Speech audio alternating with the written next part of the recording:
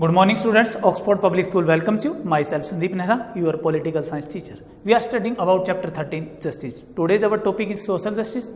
Last lecture में हमने पढ़ा था कि social justice होता क्या है, जहाँ पर क्या है कास्ट के अकॉर्डिंग हो, क्रीड के अकॉर्डिंग हो या जेंडर के अकॉर्डिंग हो, किसी भी मतलब वे से क्या है इनइक्वालिटी पैदा होती है, तो वहाँ पर सोशल इनजस्टिस होता है। ये किसी भी कंट्री के अंदर क्या इनजस्टिस नहीं होना चाहिए। तो जहाँ पर इनके अकॉर्डिंग इक्वालिटी रखी जाती है वहां पर सोशल जस्टिस होता है। इंडिया के अंदर भी क्या है सोशल जस्टिस रखा हुआ है। अगर हम अपनी प्रीबल को देखते हैं तो उसमें क्या है सोशल जस्टिस वर्ड का यूज किया गया है। वहां पर पॉलिटिकल इकोनॉमिक जस्टिस के साथ साथ में सोशल जस्टिस वर्ड को भी यूज किया गया। तो एक कंट्री के अंदर कौन कौन सी हमें अरेंजमेंट करनी चाहिए कि वहां पर हम सोशल जस्टिस को लेकर के आ सकते हैं या वहां पर सोशल जस्टिस हो सकती है। तो फर्स्ट है अनटचेबिलिटी अबोलिश्ड या फिर end of the caste system. वहां पर कास्ट सिस्टम बिल्कुल भी नहीं होना चाहिए, यानी कास्ट के अकॉर्डिंग किसी को, जैसे इंडिया के अंदर पहले क्या था, हम 1947 से पहले की बात करें तो अनटचेबिलिटी की जगह टचेबिलिटी थी, यानी कि जो लोअर कास्ट वगैरह होती थी उनको क्या है निमन समझा जाता था, उनका टच करना भी क्या माना जाता है एक तरह से पाप समझा जाता था। तो इस तरह से क्या है इसको किसी भी एवेज में नहीं लेकर आना चाहिए। हमारे आर्टिकल 17 के अंदर क्या है इसके ऊपर पूर्ण रूप से पाबंदी है, यानी प्रोहिबिशन टचेबिलिटी है। इसके अलावा क्या है हमारे एक्ट पास हुआ था 1995 के अंदर अनटचेबिलिटी एक्ट। इसके तहत भी क्या है अगर कोई इंडियन सिटीजन इसको किसी भी तरीके से अपनाने की कोशिश करता है तो उसको क्या है पुनिशमेंट दी जाएगी।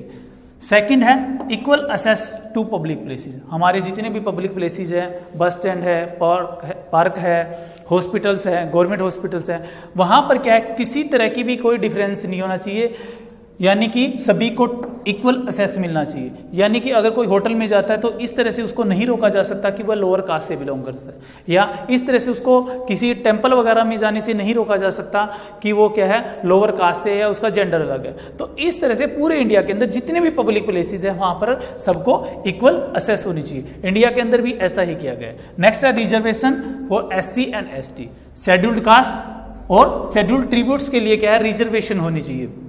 इंडिया के अंदर भी क्या है इनके रिजर्वेशन का सिस्टम किया गया है। हमारे पार्लियामेंट में लोकसभा के अंदर है, राज्यसभा के अंदर है, या हमारी जो लेजिस्लेटिव असेंबली है उनके अंदर भी क्या है इनको रिजर्वेशन दिया गया है। तो ये रिजर्वेशन क्या है इसीलिए दिया गया है ताकि ये जो लोअर कास्ट के पीपल है जो सोशली पहले क्या है वीक रह चुके हैं इनको क्या है ऊपर उठाया जा सके, यानी कि जो जनरल कैटेगरी है उनके बराबर लेकर के जाया जा सके। अगर हम इनको रिजर्वेशन देते हैं तो वो सोशल जस्टिस के अगेंस्ट नहीं माना जाएगा।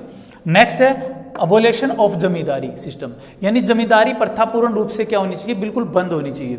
इंडिया के अंदर क्या है 1947 के बाद वैसे जमींदारी सिस्टम को अबोलिश कर दिया गया है, बिल्कुल बंद कर दिया गया है। और 1971 के अंदर इनको जो प्रीवी परस दिए जाते थे जमींदारी सिस्टम के तहत वो भी क्या कर दिए गए खत्म कर दिए गए।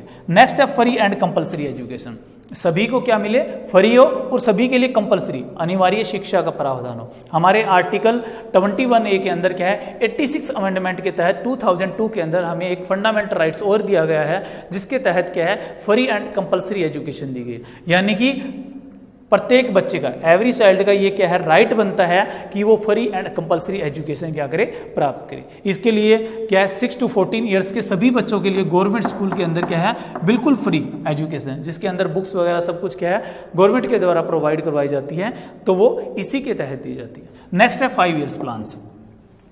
किसी भी कंट्री में क्या है सोशल जस्टिस लाने के लिए 5 ईयर्स प्लान्स भी होने चाहिए ताकि जो सोशल कास्ट वगैरह या जो सोशल कैटेगरीज हैं जो क्या है पीछे रह चुकी है उनको क्या है इन 5 ईयर प्लान्स के द्वारा क्या है ऊपर लेकर के जाया जा सके। तो इंडिया के अंदर भी क्या है अब तक 12 5 ईयर्स प्लान हो चुकी है। तो वो 5 ईयर्स प्लान्स क्या है जो सोशल इनजस्टिस है या ये कह सकते हैं कि डिफरेंस है उसको कम करने का काम करती है।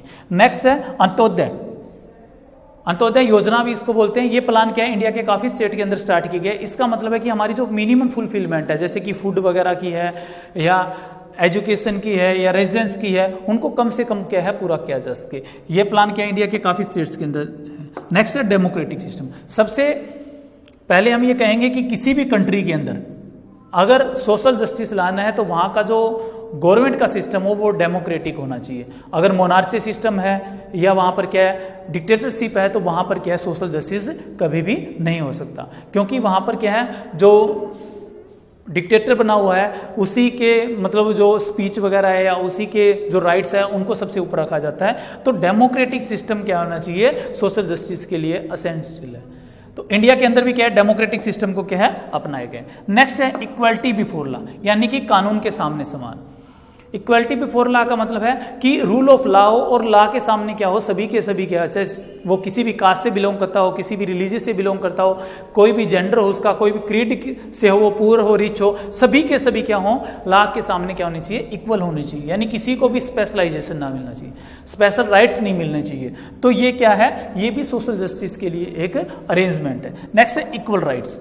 इसी तरह क्या है, सभी को इक्वल राइट्स मिलने चाहिए। इंडिया के अंदर भी क्या है, हमें फंडामेंटल राइट्स जो दिए गए हैं सभी को इक्वल है। वो किसी कास्ट से हो सकता है, किसी भी रिलीजियस से हो सकता है, कोई भी जेंडर का हो सकता है, क्रीड के अकॉर्डिंग भी क्या है, इसमें कोई डिफरेंस नहीं है। सभी को क्या है 6 के 6 फंडामेंटल राइट्स इक्वली प्रदान किए गए। तो ये क्या है, अरेंजमेंट्स है जो हर एक कंट्री के लिए क्या है, सोशल जस्टिस लाने के लिए जरूरी है। और मेनली इंडिया जैसे कंट्री में जहां पर क्या है, रिलीजियस के अकॉर्डिंग, कास्ट के अकॉर्डिंग काफी डिफरेंस है, कल्चर्स के अंदर भी काफी डिफरेंस पाया जाता है एक दूसरे एरियाज के अंदर, तो वहां पर इस अरेंजमेंट का होना क्या है, काफी जरूरी है। तो ये आज का आपका टॉपिक था।